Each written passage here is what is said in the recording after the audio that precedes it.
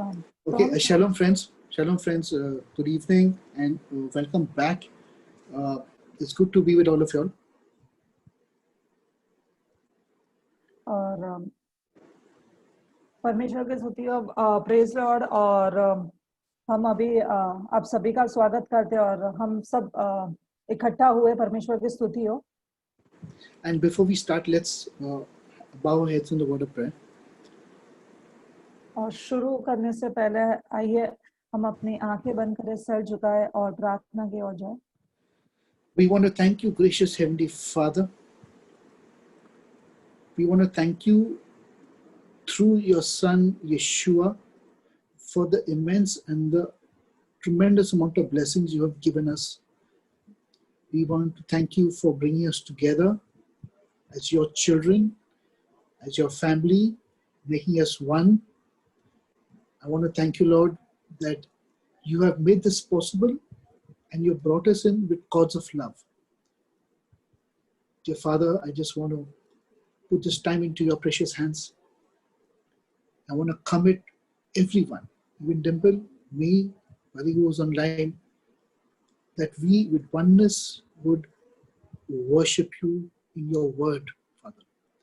Worship you through your commandments, that we may stand in perfect spirit and in truth before you right now. And as we study, and as we teach, and as we learn, Father, be with us. Give us the wisdom and the understanding to follow through with what your scriptures is telling us. Father, I commit everybody into your hands right now. I ask this in the name of Yeshua, our Lord and Savior. Amen.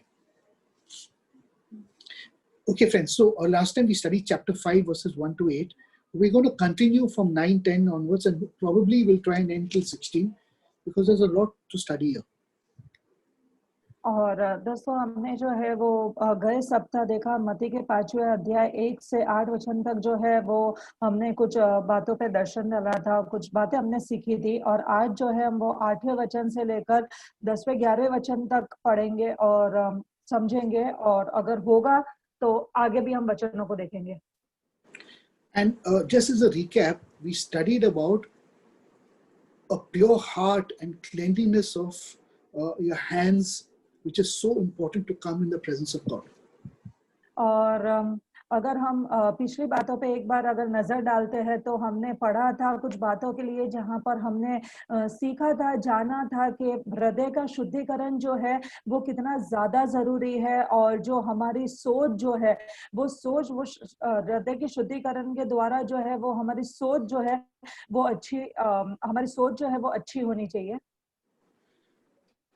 So in verse 9, we read, "Blessed are those who are called the peacemakers, for they shall be called the children of God." और हम 9वें वचन में देखते हैं, धन्य है वो जो मेल करने वाले हैं, क्योंकि वे परमेश्वर के पुत्र कहलाएंगे। Now, if you're reading this in the original context, it says, "Blessed are those who pursue peace." और अगर हम इसको सही तरीके से, सही रीति में अगर इसको जाने तो ये बात ये समझाती है कि वही व्यक्ति जो है वो धन्य कहलाएगा, कि धन्य है जो शांति को जो वो लेकर चलता है, या शांति को जो लाता है, शांति रखने वाला जो होता है। Okay, now the word to pursue is the Hebrew word radaf, which literally means to run after, to pursue to that level where you annex it for yourself. That's the meaning, to pursue peace. और अगर हम हिब्रानी भाषा से उसका अनुवाद करके अगर हम देखते हैं तो किसी चीज के पीछे जो है वो दौड़ लगाना, उसको पाना और उसको अपने जीवन में उस शांति को जो है वो पा लेना। Which means we have to act, we have to actively be a part of bringing peace into our lives and peace into other people's lives. इसलिए हमेशा जो है हमें इस चीज के ऊपर कार्य करते रहना चाहिए, ये हमारे जीवन शैली में होना चाहिए कि हम जो है वो शांति अपने जीवन में लाए और अपने साथ जुड़े हुए लोगों के साथ भी हम शांति बनाए रखें। It is not something by default. We have to seek it out, we have to pursue it, and we have to attain it. और ये ऐसी कोई बात नहीं है जो एक कोई चीज है कि जिसको हमें प्राप्त करना है, बल्कि इसके लिए हमें जो है वो पहले इस शांति को हमें खोजना है, इस शांति के पीछे जो है वो हमें दौड़ लगानी है और इस शांति को जो है हमें हमारे जीवन में अमल करना है। Now, much can be said about this word called peace in the Hebrew language. और हिब्रानी भाषा में इस शांति शब्द के लिए जो है वो बहुत कुछ और भी कहा जा सकता है। The word for peace, which is translated from the Hebrew, comes from the word shalom. और शांति जो शब्द जो हिब्रानी भाषा से जो आता है उसका जो मतलब होता है वो होता है shalom. Now, this word shalom or peace does not mean that I am feeling, it's not a feeling to say that, okay, I am at peace, that I feel peace in my heart. It's not only a feeling. और ये शब्द जो है shalom, जिसका मतलब जो शांति होता है, उसका मतलब ये कोई एक हमें महसूस होने वाली शांति नहीं है कि हाँ मुझे जो है वो मेरे हृदय में जो है वो शांति महसूस हो रही है। But to have peace is a state of existence in the original context, in the original language. शांति का मतलब ये है, अगर हम उसके जो सही जो उसके अनुरोध उसके वाचा में जाए तो शांति जो है वो एक प्रकार का जो है वो एक स्वाभाविक सी एक जो चीज है जो हमारे पास है। So let me get this. The real meaning of this word peace, shalom, means to be complete and to be whole.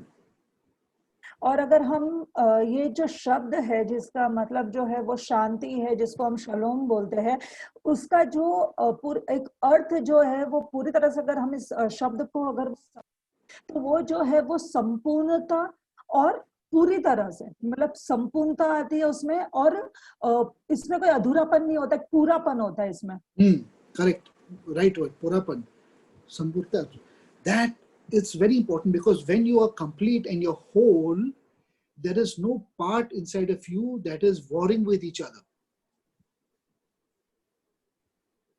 और अगर जब ये बात हमारे अंदर ये शांति अगर संपूर्णता में है, अगर पूरेपन में अगर हमारे अंदर शांति है, तो कोई भी बात जो है हमारे अंदर जो है वो कोई भी बातचीत या कोई भी समस्या, ऐसी कोई भी बात नहीं होगी जो हमारे अंदर जो है वो ऊंचाट या अंदर से जहाँ पे हमारे अंदर कोई प्रकार की लड़ाई हो रही हो। So normally a human being goes through the process of internal, emotional, mental struggles and trials. Yes, no, should I not, all these things. So that war does not have an impact on the human being. क्योंकि हम सभी मनुष्य के जीवन में जो है वो कई प्रकार के जो है वो एक युद्ध चलते रहते हैं। हम जो है वो कई प्रकार की बातों में जो है वो युद्ध हमारे सोच के अंदर भी चलते रहते हैं कि क्या करना चाहिए, क्या नहीं करना चाहिए, क्या होना चाहिए, क्या नहीं होना चाहिए। तो ये जो शब्द जो शांति है, जो उसका पूरापन है, वो इस युद्ध को जो है वो खत्म कर देगा।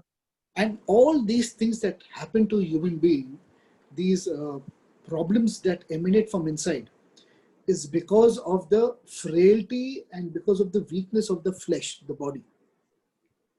और ये सारी बातें जो है वो मनुष्य के जीवन में होती है, और ये जो स्वभाव जो मनुष्य का रहता है कि वो हर चीजों के हर बातों से उसके अंदर एक युद्ध सा चल रहा होता है, वो इसलिए होता है कि कहीं ना कहीं वो शरीर के फलों के साथ या शरीर के साथ चल रहा होता है।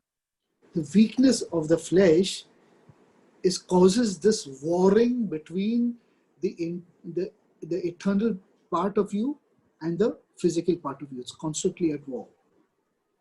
और ये जो जब हम शरीर में कमजोर होते हैं तो वो कमजोरी जो हमारी शरीर की होती है वो हमारी जो अनंत काल का जो हमारे पास जो अलौकिक जीवन है उसके साथ जो है वो हमेशा जो उसके साथ मिलकर जो है उस चीज का युद्ध चलता रहता है।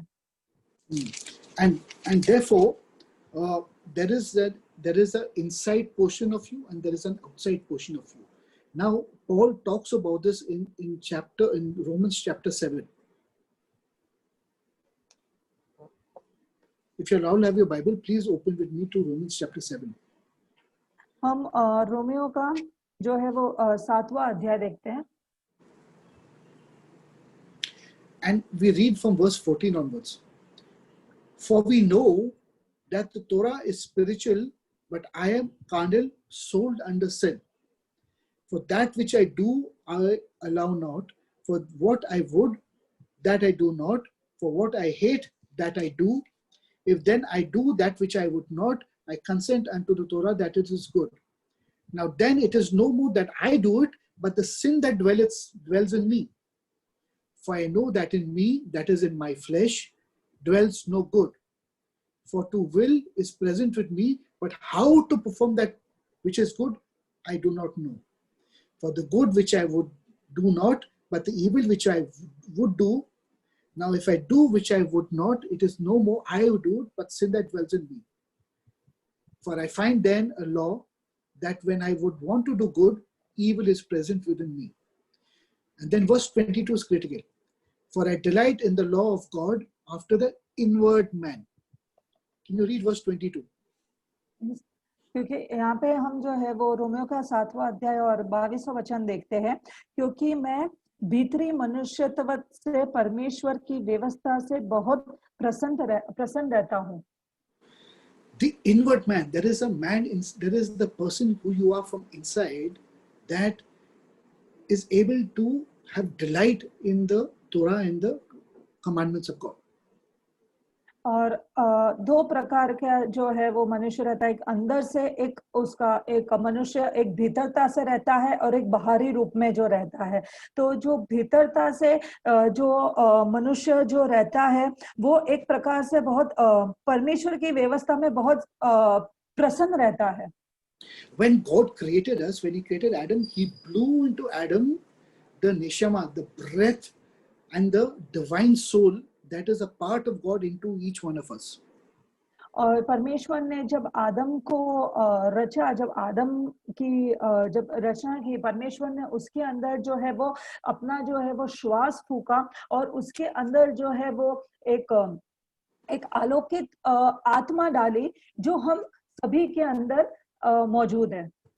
So this divine soul inside of us is constantly at war with the flesh that is the outside part of us.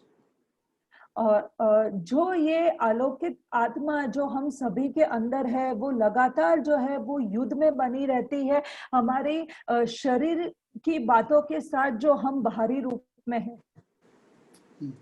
Now read verse 23. और हम 23वां वचन पढ़ते हैं. परंतु मुझे अपने अंगों में से दूसरे प्रकार की व्यवस्था दिखाई पड़ती है जो मेरी बुद्धि की व्यवस्था से लड़ती है और मुझे पाप की व्यवस्था के बंधन में डालती है जो मेरे अंगों में है.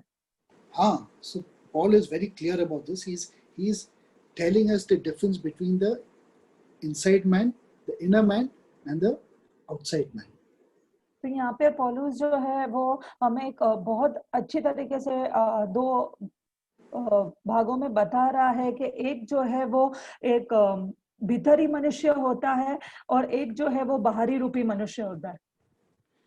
And to conquer the sin which is in the flesh, or to bring it under subjection of the divine soul that's inside of you, and to reduce this war which is happening between the two, is the concept of bringing peace to your being.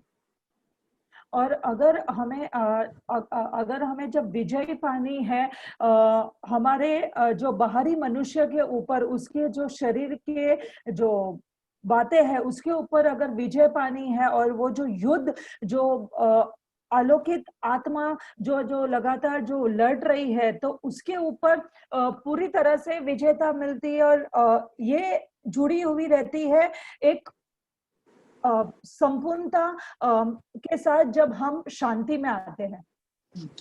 Therefore verse 9 says, blessed are those who pursue peace. That means, what is it telling us? और हम अगर 9वां वचन देखते हैं Matthew 5:9. Sorry, मत्ती का Matthew- 5वां अध्याय और 9वां वचन हम देखते हैं कि धन्य है, I'll read it, मत्ती का 5वां 5:9. अध्याय, धन्य है वो जो मेल करने वाले हैं क्योंकि वे परमेश्वर के पुत्र कहलाएंगे. So, which means it's not talking about you trying and going and being peaceably living with your brothers and sisters. It's talking about you pursuing this peace inside of you, your state of existence.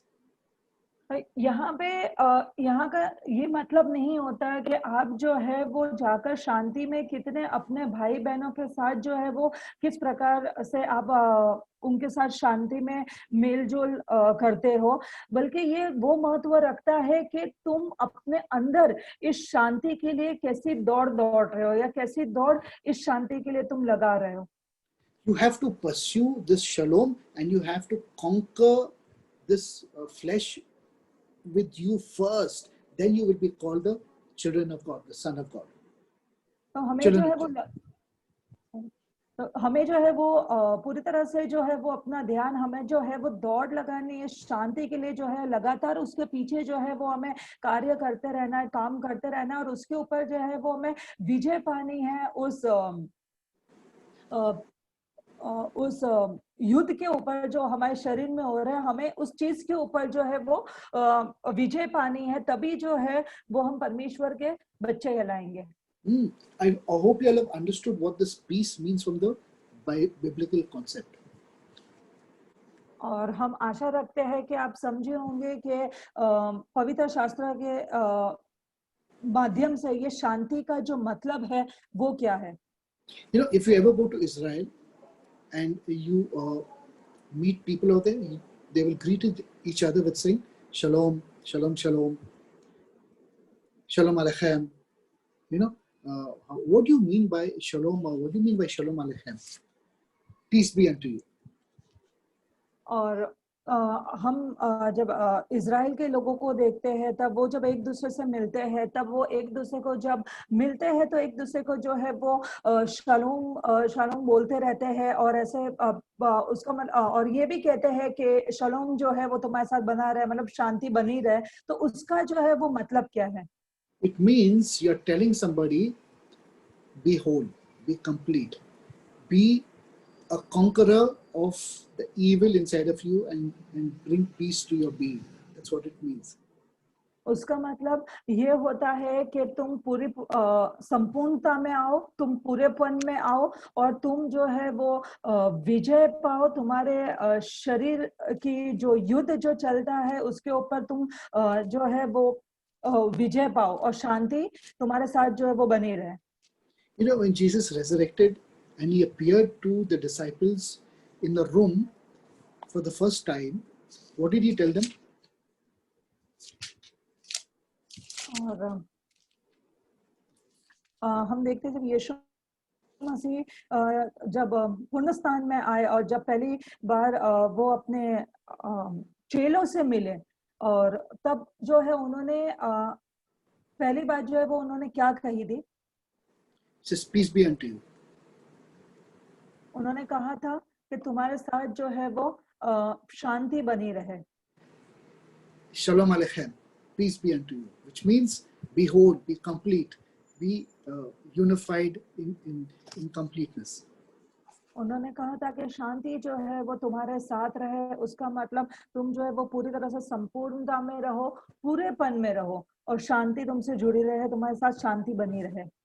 Now, in the Gospel of John, chapter 14, verse 27, we read something very interesting. और हम यूहन्ना का 14 अध्याय और 27. 27वां वचन देखते हैं. Read that. Yes.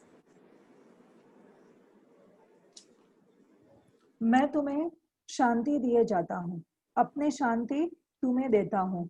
जैसे संसार देता है मैं तुम्हें नहीं देता, तुम्हारा मन न घबराए और न डरे। He says, peace I leave with you, but my peace I give unto you. What's the meaning of this? और यहाँ पे जैसे वचन कहता है मैं तुम्हें शांति दिए जाता हूँ, और वचन कहता है कि मैं तुम्हें अपनी शांति दिए जाता हूँ। इसका मतलब क्या है? There are two types of peace Jesus is talking about here now. और यहाँ पे यीशु मसीह जो है वो दो प्रकार की शांति की जो है वो बात कर रहे हैं। One is the peace that the world gives you, which is really not peace at all. Jesus is saying, I leave that. I leave your peace, which you're used to of this world, I leave it with you. But now the peace that I am, or the peace that the peace that I carry, that I want to give to you. और यहाँ पे यीशु मसीह जो है वो परमेश्वर दो शांति को जो है वो बता रहे हैं। पहली शांति जो संसार देता है, जो कभी भी देता नहीं है, पर फिर भी जो बोलते हैं कि संसार की जो शांति है, यीशु कहता है कि मैं तुम्हें वो शांति नहीं देता हूँ, वो शांति तुम तुम्हारे पास ही रखो। वो यीशु मसीह उस शांति की बात ही नहीं करता। यहाँ पे यीशु मसीह जो है वो खुद जो खुद उनके अंदर की जो शांति है, जो खुद उनके पास जो शांति है, यीशु मसीह वो शांति चेलों को देने की बात कर रहे हैं। So you're understanding that Jesus is saying you must be trying to your best to achieve some kind of peace in your life. But the peace that allowed Jesus is able to give you, because he is the perfection of that peace, he wants to give it to you and me, my friends. और इसलिए परमेश्वर ने कहा है कि हम धन्य है वो पुरुष जो मेल मिलाप में रहता है या शांति में रहता है। पर जब वो शांति जो यीशु मसीह के पास है, वो पूरी तरह से जो है वो 100% जो है वो पूरी संपूर्णता की शांति है। और वो शांति यीशु मसीह हमें दे रहा है, और हमें जो है वो शांति यीशु देना चाहता है, और वो शांति में जो है वो हमें रहना है। So you can fight all your life to try and achieve this perfection and this peace in your life, but it will not be enough until you do not get that perfection of peace that our Lord Jesus has to give you. और हम जो है वो सभी उम्र भर जो है वो लड़ते रहेंगे, दौड़ लगाते रहेंगे, कोशिश करते रहेंगे उस शांति की जो है वो पूरी तरह से संपूर्णता में वो शांति प्राप्त करने के लिए। पर वो शांति पूरी तरह से जो है वो हमारे पास नहीं आएगी जब तक जो यीशु मसीह जो शांति हमें देना चाहते हैं, वो शांति जब तक हम प्राप्त नहीं कर लेते। Now, in Matthew chapter 5, verse 10, let's read the next verse, because we're going to pick up one verse and we're going to explain them. So we go to verse 10 now. और हम मत्ती का 5वां अध्याय और 10वां वचन देखें। वचन कहता है, धन्य है वो जो धर्म के कारण सताए जाए हैं, क्योंकि स्वर्ग का राज्य उन्हीं का है। Blessed are they which are persecuted for the Greek word is they who are chased for righteousness. That means some people who are shunned because they pursue righteousness. और यहाँ पे उन लोगों की बात हो रही है, उन धर्मी लोगों की बात हो रही है जो एक धार्मिकता के कारण या परमेश्वर के नाम के कारण या उसके कार्य के कारण जो है वो सताए गए हैं। And they will persecute you, they'll call you all different names, they will rebuke you, they will cause all the trouble for you. Because when I look at Jesus and I see the perfection of my righteousness and my faith, and I want to follow that, then the world will be my enemy. और संसार जो है वो पूरी तरह से धुतकारेगा, नकारेगा, सताव देगा, पूरी तरह से जो है वो हानि पहुंचाएगा या हमें मार डालने की या खत्म करने की कोशिश करेगा। पर जब हम जो है वो यीशु मसीह के शांति की ओर जब हम देखते हैं, उसकी पूरी तरह से संपूर्णता की ओर देखते हैं और पूरे तरीके खरेपन से जो देखते हैं, वो चीज जो है वो हमें विजय प्राप्त करवाएगी। And why does Jesus say, because of my name, because of me, Jesus says this? और यीशु कहता है कि मैं दिए जाता हूँ, ये मेरे द्वारा है. Why? Because we have to be like him. He's showing us the right way how to live. He's showing us and he's giving us his peace. Therefore, we will always be chased and persecuted because of that. ये इस कारण है क्योंकि हमें जो है वो यीशु जैसा बनना है. यीशु चाहते हैं कि ये शांति हमें इसलिए मिले, वो दे क्योंकि वो हमें मार्ग दिखाने वाला, वो हमें रास्ता दिखाने वाला, और उसकी शांति जो है वो हमें लेना महत्वपूर्ण है क्योंकि हमें जो है वो यीशु जैसा बनना है. Okay, so how did Jesus achieve this perfection of peace for us? और यीशु मसीह ने ये जो है वो हमारे लिए ये पूरी तरह से संपूर्णता में ये शांति जो है वो कैसे प्राप्त हो सकती है. It's because when he died on that cross, he nailed all the sin, took all the sin on that cross, and he resurrected that flesh, that body back again, and brought the body and the soul and the spirit back again into perfect unity and perfection, and therefore he achieved the perfection of peace. और ये इस कारण हुआ कि यीशु मसीह ने जब क्रूस पे जो है, जब वो सारे खिले जब यीशु मसीह को लगे थे तो वो सारे हमारे पापों के ऊपर वो खिले लग गए थे. वो सारे हमारी अधार्मिकता के ऊपर, हमारे पापों के ऊपर जो है वो क्रूस पे यीशु मसीह ने खिले ले लिए थे. और फिर वो जो है वो पूर्ण स्थान में जो है वो पूर्ण जीवन में, पूर्ण स्थान में आया, उसे नया जीवन लिया एक ऐसे शरीर के साथ जो पूरी तरह से जो है वो आत्मा में जो है वो मिल गया और वो पूरी तरह से जो है वो संपूर्णता ले आया. So now in Jesus there is no earthly struggle of flesh and soul and spirit. He is unified into one glorious body, and we also have to become the same. और इस दौरान जो है वो यीशु मसीह जो है वो शरीर के जो धरती पे जो शरीर होता है या पृथ्वी पे जो शरीर होता है वो शरीर के अंदर नहीं थे. वो पूरी तरह से जो है अलौकिक शरीर में जो है वो जा चुके थे और वो पूरी तरह से आत्मा के साथ जो है वो मिल चुके थे. उनका मन, उनकी आत्मा जो है वो तीनों चीजें जो है वो एक हो चुकी थी और वो पूरी तरह से संपूर्णता में, पूर्णता में आ गए थे. और हमें भी जो है उसी चीज में हमें भी वही प्राप्त हमें भी करना है.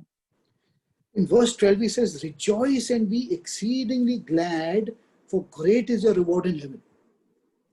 और 12 वचन कहता है, आनंदित और मगन होना क्योंकि तुम्हारे लिए स्वर्ग में बड़ा फल है. इसीलिए उन्होंने उन भविष्य वक्ताओं को जो तुमसे पहले से इसी रीति से सताया था. It is because the prophets of old have all pursued this righteousness, pursued this peace, but were not able to complete it because the people never allowed them to do it. क्योंकि हम देखते हैं कि पहले के जो लोग थे, पहले के जो भविष्य दाताओं थे, उन्होंने जो है इस चीज की शांति के लिए जो है वो दौड़ लगाई थी. इस शांति के पीछे उन लोग ने भी एक दौड़ रखी थी अपनी, पर वो जो है वो लोगों के कारणवश वो उस शांति को जो है वो प्राप्त नहीं कर पाए थे. Oh, so beautiful. The words of Jesus are so beautiful if you reading it correctly. और जो शब्द है जो यीशु मसीह के या पवित्र शास्त्र के, वो बहुत ही ज्यादा जो है वो खूबसूरत है. हर एक शब्द जो है वो बहुत खूबसूरत है अगर हम उसको सही तरह से अगर हम उसको पढ़ रहे हैं तो. Now verse 13 says, you are the salt of the earth, but if the salt has lost its savor, how will it be salted? और 13 वचन कहता है कि तुम पृथ्वी के नमक हो, परंतु यदि नमक का स्वाद बिगड़ जाए तो वो फिर किस वस्तु से नमकीन किया जाएगा. It is good for nothing and it has to be thrown away and trampled by men because it's of no use, of no value. और वो फिर किसी प्रकार का काम में नहीं आता, फिर वह किसी काम का नहीं, केवल इससे कि बाहर फेंका जाए और मनुष्य के पैरों तले रौंदा जाए.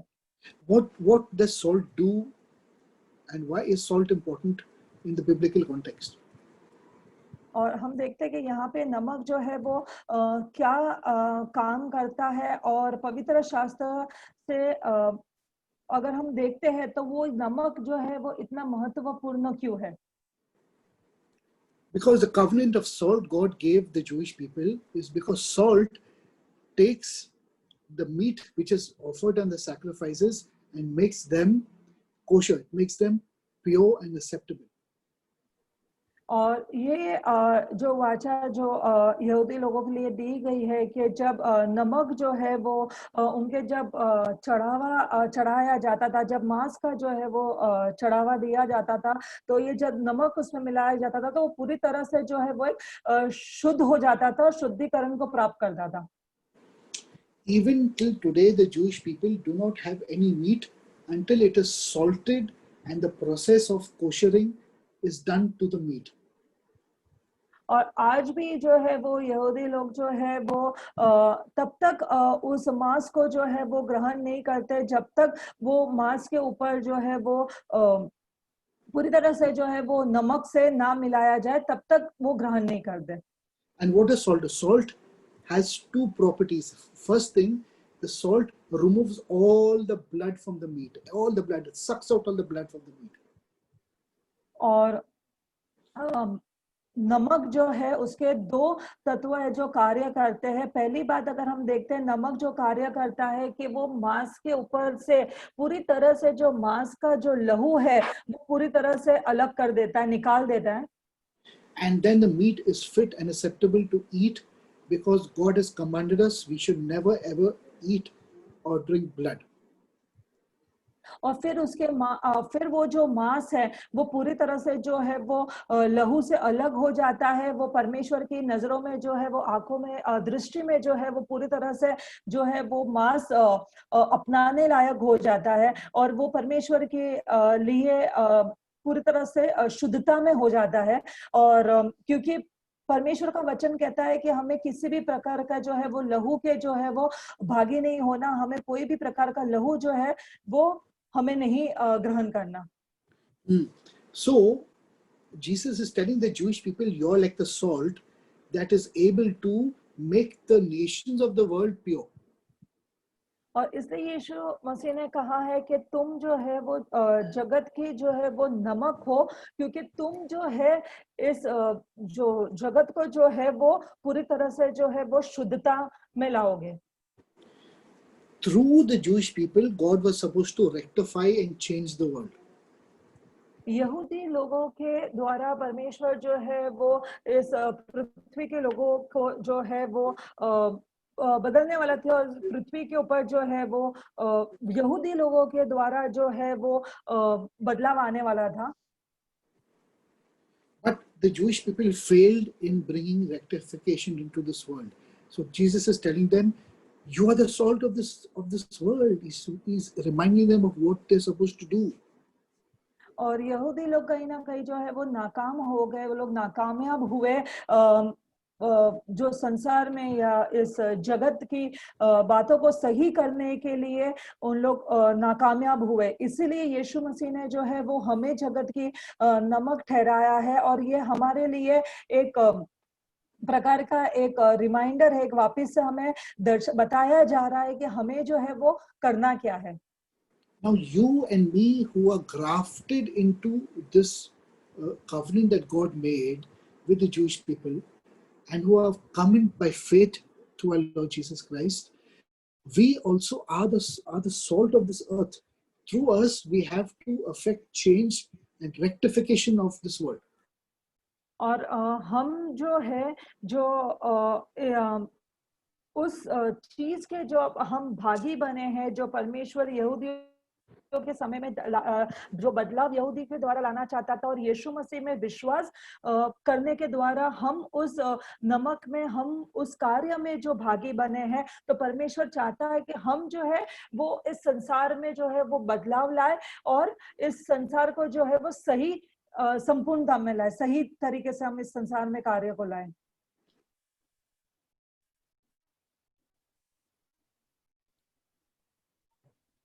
Okay, let's read verse 14 now. 14वां वचन देखते हैं। तुम जगत की ज्योति हो, जो नगर पहाड़ पर बसा हुआ है और वह छिप नहीं सकता। Which city is Jesus talking about? और यहाँ पे यीशु मसीह किस नगर की बात कर रहा है? It's talking about Jerusalem, a city that's set on a hill in the Judean mountains. और यहाँ पे यीशु मसीह जो है वो जेरूसलम की बात कर रहा है, जो एक नगर जो एक पहाड़ पे बसा है। And truly, if you go to Israel and you go visit Jerusalem, you will see it is on a mountain high up. It's very beautiful. और जब हम इज़राइल जाते हैं तो हम इज़राइल में हम देख सकते हैं कि यरूशलेम जो है वो एक ऊंचे पहाड़ की चोटी पे एक नगर बसा हुआ है। You know, on a clear night, on a clear summer night, the city of Jerusalem, which is so high on the hills, the light of the city can be seen all the way, miles away from the Mediterranean Sea. You can see the city, the light. It's so beautiful.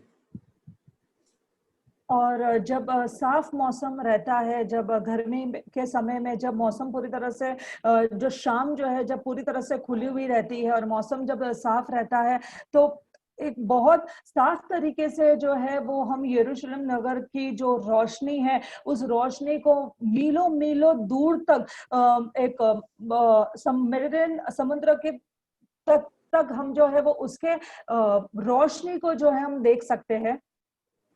And Jesus said, you are the light of this world. A city that's on the hill cannot be, you cannot hide Jerusalem. If Jerusalem is filled with the light of God, it cannot be hid from the rest of this world. और यहाँ पे परमेश्वर ने कहा है कि तुम जगत की ज्योति हो, और हमें उस नगर में, जैसे जेरूसलम जो है वो उस इतने ऊंची पहाड़ की चोटी पे है कि वो नगर जो है वो छुपाया नहीं जा सकता। वो नगर जो है वो किसी की नजर से छुप नहीं सकता। इस नगर को जो है वो छुपाया भी नहीं जा सकता। वैसे परमेश्वर ने हमें जो है उस जगत की ज्योति जैसा बताया जहाँ पे हम छुप नहीं सकते।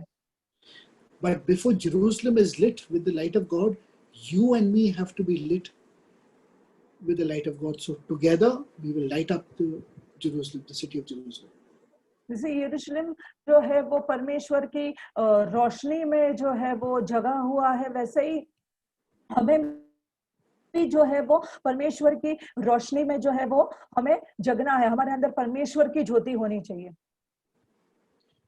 Then verse 15 says, neither do men light a candle and put it under a bushel. और 15वां वचन कहता है, और लोग दिया लगाकर पैमाने के नीचे नहीं परंतु दीवट पर रखते हैं। तब what is this candle that that Jesus is talking about? और यहाँ पे किस दिए का जो है वो यीशु मसीह बात कर रहे हैं? The candle Jesus is talking about is the spirit of man. The spirit of man is like a candle. और जब ये दिए की यीशु मसीह बात कर रहे हैं तो ये मनुष्य की जो आत्मा है उस दिए की बात कर रहे हैं, क्योंकि मनुष्य की जो आत्मा है वो एक प्रकार का एक दिया है। The lamp of man is the, if you read Psalms 18 verse 28, can you read Psalms 18? Yes. हम देखते हैं भजन संगीता का 18वां अध्याय, Psalms 18 verse 28. भजन संगीता 18 अध्याय और 28वां वचन हम पढ़ते हैं। हाँ तू ही मेरे दीपक को जलाता है, मेरे परमेश्वर यहोवा मेरे अंधियारे को उजियाला कर देता है। So Jesus is talking about this lamp. He says, you do not light your lamp that is inside of you with the breath of God, with the light of God, and go and hide it. You're not supposed to, it's not possible. और परमेश्वर उस अंदर की जो दिए की जो है वो बात कर रहा है। और यहाँ पे संभव ही नहीं है कि हमारे अंदर परमेश्वर की जो है वो ज्योति रहे और हम जो है वो अपने आप को जो है वो कहीं छुपा कर इस संसार से हम बैठ जाए। Read Proverbs chapter 20 verse 27. Read that. और हम जो है वो नीति वचन का 20वां 20, अध्याय 27. 27वां वचन देखते हैं। 27वां वचन देखते हैं। और वचन कहता है, मनुष्य की आत्मा यहोवा का दीपक है और वो मन की सब बातों की खोज करता है। So the spirit, the divine soul that God has put inside each one of us, that spirit is the lamp. When it becomes faint, it dies out, and then God has to light that lamp, that fire inside each one of us, and then we start glowing with beautiful light of God. और ये उस दीपक की बात है जो हम सभी के अंदर जो है वो परमेश्वर ने उस दीपक को रखा है। और जब ये दीपक जो है वो जब धीमा पड़ने लगता है या बुझने लगता है और परमेश्वर वापस से उस दीपक को, उस ज्योति को जो है जब उजागर करता है या जब उस दीपक को वापस से परमेश्वर जलाता है, तब हम जो है इस जगत में एक जगत के लिए जो है वो हम ज्योति बन जाते हैं, प्रकाश बन जाते हैं। But when this happens, when you're filled with the light of God, you're filled with His presence, you're filled with His power, then you will show your light to this world and everybody will get that light around you. I'm so sorry. Actually, voice was like it was breaking. Can you please repeat? Sorry. Okay, it says when you have the light of God inside of you, you have the power of God inside of you, then the people around you will see the light of God. Okay.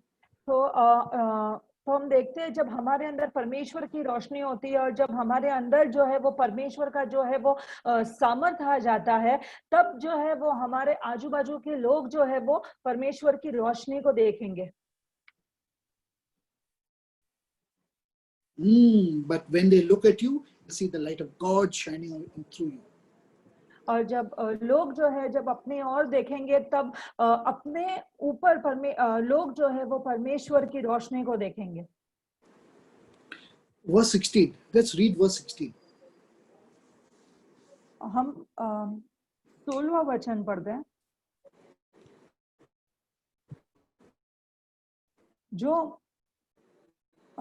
जो अनजाने का उत्तरदायी हुआ उसका in Proverbs only? No, Matthew 5:16. Matthew 5:16. Okay, sorry.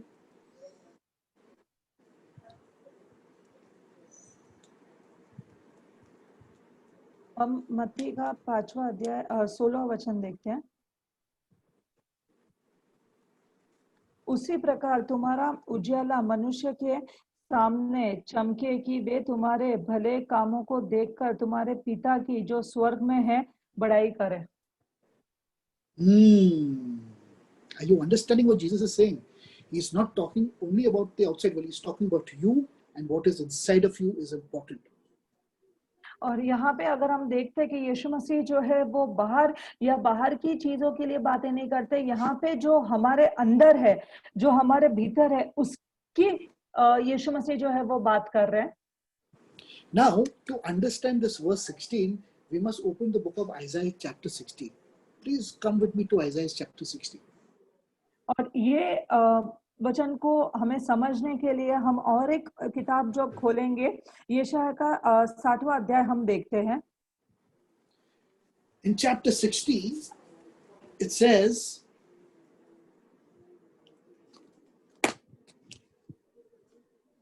arise and shine, for your light has come. और सातवें यशायाह के 60वें अध्याय में लिखा है कि तुम उठो और चमको क्योंकि रोशनी आई है। It says in the Hebrew, it says, Kumi ori ki ba orecha, u kavod Adonai elecha zarach. It says, arise and shine, for your light has come, and the presence of the Lord has shone upon you. Now, my friends, listen, I'm connecting verse 16 of chapter Matthew 5 with this, because the light has come into this world. Who is that light? It is Jesus has come into this world. और हम मत्ती का पांचवा अध्याय 16 वचन जो है वो यशाया के 7वें अध्याय से जो है वो हम जोड़ रहे हैं, क्योंकि यहाँ पे लिखा है कि तुम जो है वो उठो और चमको, क्योंकि रोशनी जो है वो आई है। और हम देखते हैं कि इस जगत में भी जो है वो रोशनी आई है, वो जो यीशु मसीह जो है वो रोशनी आई है। That is why, because of Jesus, it's saying, now arise and shine. Take that light which has come and shine it to the entire world. Oh, how beautiful this is. और यहाँ पे यीशु मसीह कहते हैं कि वो जो रोशनी के रूप में संसार में आए थे, यीशु मसीह हमें कह रहे हैं कि तुम उठो और चमको, और तुम्हारी रोशनी जो है वो इस पूरे संसार में जो है वो फैले, और ये संसार जो है तो रोशनी को देखे। Verse 2 in Isaiah says, Ki hine ha-choshek yikase eretz Raphael le umin. He says, even though behold there is darkness shall cover the earth, and thick clouds will cover the minds of the people, but yet the light is shining upon each one of you. और यशाया का 7वां अध्याय 2वां वचन हम देखते हैं, देख पृथ्वी पर तो अंधियारा और राज्य राज्य के लोगों पर घोर अंधकार छाया हुआ है, परंतु तेरे ऊपर यहोवा उदय होगा और उसका तेज तुझ पर प्रकट होगा। Oh, praise God for our Lord Jesus Christ, isn't it? Praise God for Yeshua. Amen. So beautiful. It's such a beautiful thing. But to understand what Jesus is saying in Matthew 5 is so deep. और अगर हम समझे तो यीशु मसीह ने जो है वो मत्ती के 5वें अध्याय में जो बातें कही है वो बहुत गहरी बात है। Now, read verse 3 in chapter 60 of Isaiah. और हम जो है वो यशाया का 7वां अध्याय का 30वां वचन जो है वो देखते हैं, और अन्य जातियों को तेरे पास प्रकाश के लिए और राजा तेरे आरोहण के प्रताप की ओर आएंगे। Nations shall walk by a light, it says, and kings shall come with a shining radiance. Imagine today the full world is running after Jesus. The full world is running after Yeshua to come in this light. और यहाँ पे जैसे हम वापस देखते हैं, वचन कहता है कि जो है अन्य जातियों तेरे पास प्रकाश के लिए और राजाओं का आरोहण प्राप्त करने के लिए आएंगे। तो यहाँ पे जो है वो सारे लोग जो है वो आएंगे, और पूरा जो हम सोच सकते हैं पूरा जो संसार है, जो पूरा नगर, पूरी जो पृथ्वी है, वो यीशु मसीह की रोशनी के पीछे जो है वो दौड़ लगा रहा है। I hope you're all following this, because this is a study which is very unlike what we have studied in our Christian Bible studies, my friend. और हम आशा करते हैं कि आप ये जो हम जो सिखा रहे हैं, जो पढ़ रहे हैं, उसको आप समझ रहे हो या इस बातों को जो है वो ग्रहण कर रहे हो, क्योंकि हम जो पवित्र शास्त्र पढ़ते हैं या जो हम पढ़ते हैं, उससे उन बातों से जो है ये बातें थोड़ी सी जो है वो अलग है। Now in Matthew 5 verse 17, let's come back to Matthew 5:17. Jesus says, और हम फिर and he से reminds them, sorry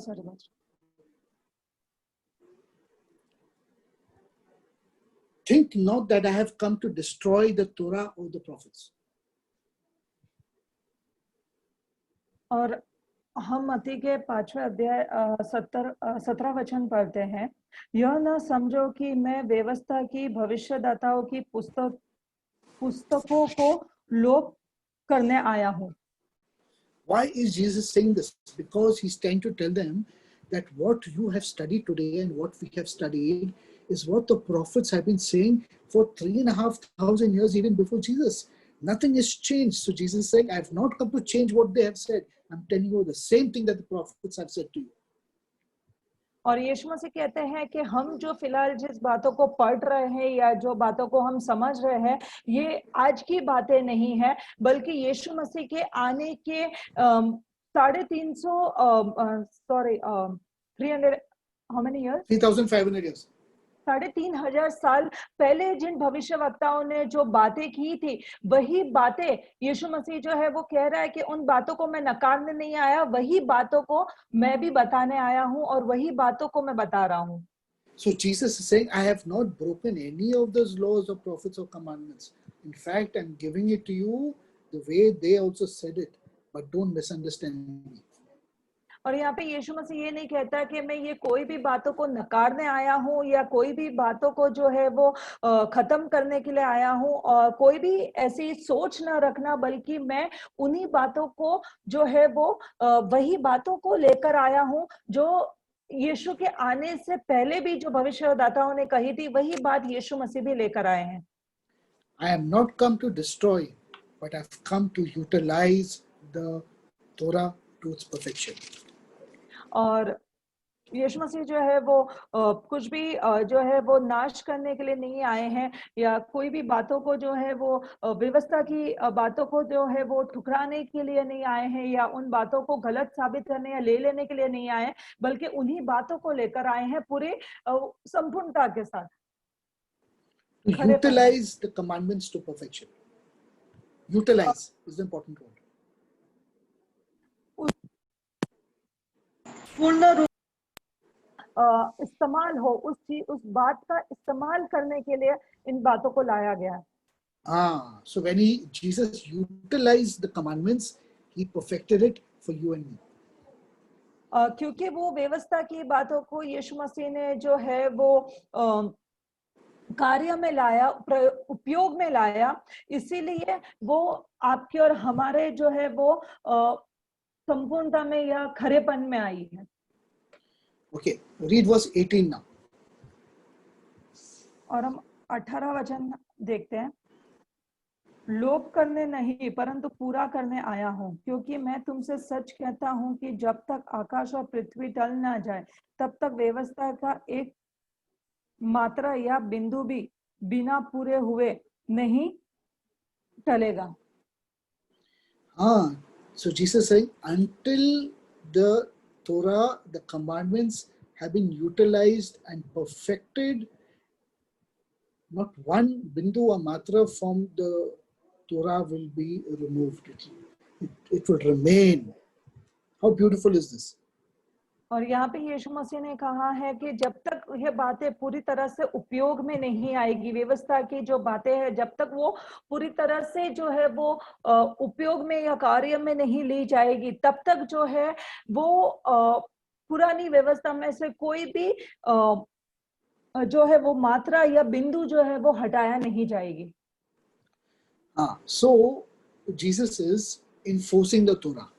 He's telling the Jewish people, you have to keep the Torah, but I'm showing you the right way of understanding it and the right way of keeping the Torah, not the way you want to keep it. और यहाँ पे यीशु मसीह जो है वो उस व्यवस्था को जो है वो नकारने के लिए नहीं आए हैं, बल्कि उस व्यवस्था को जो है वो लेकर आए हैं और वो चाहते हैं कि उस व्यवस्था को जो है वो हम लोग भी उसी व्यवस्था के साथ जो है वो चले और पूरी तरह से उस व्यवस्था को समझे और उसके संपूर्णता में रहे. Now read verse 19. और हम 19वां वचन देखते हैं. इसलिए जो कोई इन छोटी से छोटी आज्ञाओं में से किसी एक को तोड़ और वैसे ही लोगों के सिखाए वो स्वर्ग के राज्य में सबसे छोटा कहलाया जाएगा, परंतु जो कोई उनका पालन करेगा और उन्हें सिखाएगा वही स्वर्ग के राज्य में महान कहलाएगा. It's very interesting that Jesus is saying, if you break even the small of the commandments and teach other ones to do, you will be called small in the kingdom of heaven. What do you mean? If I break the commandments, I can still be in the kingdom of heaven? Very strange. और यहाँ पे यीशु मसीह ने कहा कि अगर कोई भी व्यवस्था का तू अगर अनादर करता है या कोई भी व्यवस्था को अगर तू तोड़ता है, पर अगर वही बात को तू दूसरे व्यक्ति को करने के लिए कहता है तो तू परमेश्वर के राज्य में जो है वो बहुत छोटा कहलाया जाएगा. पर यहाँ पे एक अचंभे की बात यह है कि वो व्यक्ति क्या फिर भी जो है वो परमेश्वर के राज्य में आएगा? How is it possible that I can break the commandments and still be in the kingdom of heaven? और ये कैसे संभव है या कैसे मुमकिन है कि मैं जो है वो व्यवस्था का जो है वो अनादर करूं और फिर भी परमेश्वर के राज्य में रहूं? This is something we need to understand. Now, Jesus is talking to the Jewish people because the Jewish people are supposed to be already in covenant with God. और ये यीशु मसीह उन यहूदी लोगों से बात कर रहे थे और ये जो यहूदी लोग जो है वो पहले से ही जो है वो परमेश्वर के साथ जो है एक वाचा में बंधे हुए थे. So Jesus is talking about breaking or not or missing the mark with the smallest and the least of the commandments that do not cause death. और यहाँ भी यीशु मसीह ने बातें को कहा था कि जब तुम इन थोड़ी भी बात को व्यवस्था के अगर तुम तोड़ोगे या उसका अनादर करोगे तो वो जो है वो that will not cause death, right? Yeah. Sorry. There are sins that cause death and there are sins that do not cause death. तो वो जो है वो मृत्यु को जो है वो नहीं देखेगी क्योंकि कुछ बातें जो है वो मृत्यु को देखेगी और कुछ बातें जो है वो मृत्यु को नहीं देखेगी. There are different types of sins and transgressions. Some bring death and some do not bring death. So Jesus is talking about the ones that do not bring death. और दो प्रकार के जो है वो पाप होते हैं. कुछ पाप जो है वो मृत्यु को लाते हैं और कुछ पाप जो है वो मृत्यु को नहीं लाते. तो यहाँ पे यीशु मसीह उन पापों की बात कर रहे हैं जो मृत्यु को नहीं लाते. So therefore you are in the kingdom of heaven, but try not to break even the smallest of the commandments, because if you break a small commandment, then it leads to a bigger commandment, and then it leads to a bigger commandment, and then you will be really breaking the major commandments after some time. इसलिए हमें जो है वो इस बात का ध्यान रखना है कि हम जो है वो कोई भी छोटे से छोटे व्यवस्था का भी जो है वो अनादर ना करें, क्योंकि अगर आज हम अगर कोई भी छोटी व्यवस्था का अनादर करते हैं तो उसके बाद जो है वो हम उससे कुछ बड़ी व्यवस्था का जो है वो अनादर करेंगे, उसके बाद उससे भी बड़ी व्यवस्था का हम अनादर करेंगे और एक समय आएगा कि हम बड़ी से बड़ी व्यवस्था भी जो है वो उसका हम अनादर कर बैठेंगे.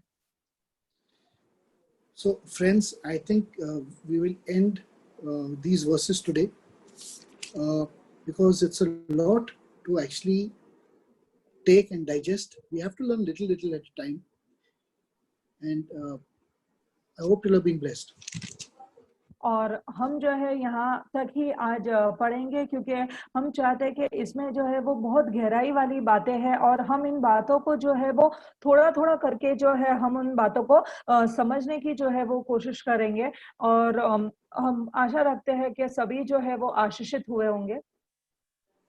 The reason why we do little at a time is because I need people to understand, internalize, and start utilizing all this in their lives. Give them a chance for you to start utilizing the commandments. और हम ये इसलिए थोड़ा थोड़ा करके जो है वो समझाने की कोशिश कर रहे हैं क्योंकि हम चाहते हैं कि लोग जो है इन बात को समझे, अपने अंदर इन बातों को जो है वो अपनाए, ग्रहण करे और इन बातों को जो है वो उपयोग में लाए, कार्य में लाए.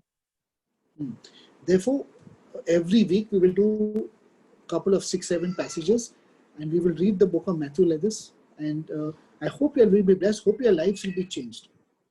और इसी तरह हम हर सप्ताह जो है वो मत्ती के इस किताब से हम थोड़े वचनों को जो है हम पढ़ेंगे, उसकी गहराई को, उसके मतलब को जानेंगे और हम आशा रखते हैं कि आप सभी जो है वो आशीषित हो जाओ और आपका जो जीवन है वो बदल जाए. So shalom everybody, have a wonderful week and we will meet next week. Take care, God bless and good night. और सभी को शालोम और सभी जो है वो अच्छा उनका, आप सभी का जो है वो सप्ताह जो है वो अच्छा गुजरे, आप सब जो है वो आशीषित रहो और शुभ रात्रि.